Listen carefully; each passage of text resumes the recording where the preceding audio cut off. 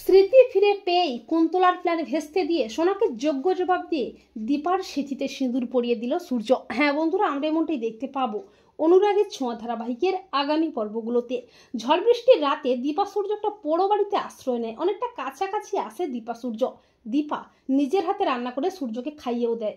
আর দীপার ভালোবাসার ছোঁয়ায় সূর্যর মনে পড়ে তার অতীতের কথা, তার দীপার কথা। এরপর কুন্তলা সোনাকে নিয়ে সেই পোড়ো বাড়িতে আসে। উর্মি, রূপা ও অবিনাশও আসে। আর সেখানে এসে মা বাবাকে একসাথে এত কাছাকাছি দেখে সোনা প্রচণ্ড খেপে যায়। সোনা দীপাকে চরম অপমান করে। তখন সূর্য সোনাকে একটা ঠাঁটিয়ে চড় কষিয়ে বলে, মায়ের সাথে কি ধরনের আচরণ করছিস সোনা? সোনা বলে, ওই মহিলা আমার মা, ওনাকে মা বলতেই ঘেন্না করে। আর তুমি কিনা সারাটা রাত ওনার সাথে কাটালে, ছি বাবা ছি। উর্মি বলে, দাদাই চলুন আমার সাথে। সূর্য বলে, দীপা তুমি চলো। উর্মি বলে, দাদাই ওনাকে কেন যেতে বলছেন, উনি আমাদের কেউ নন। তখন সূর্য সেখানে পড়ে থাকা একটা সিঁদুর কৌটো থেকে সিঁদুর নিয়ে দীপার সিঁথিতে পরিয়ে দিয়ে বলে, দীপা আমার স্ত্রী, আমার সব কিছু মনে পড়ে গেছে। দীপা বলে, ডাক্তারবাবু আপনি আমাকে চিনতে পেরেছেন? সূর্য বলে, দীপা আমাদের সম্পর্ক 7 জন্মের, তাই চাইলেও হাজার চেষ্টা করেও কেউ আমাদের আলাদা করতে পারবে না।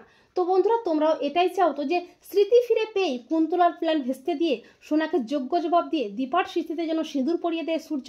কমেন্ট করে এক্ষুনি জানিয়ে দাও তোমাদের মতামতটি।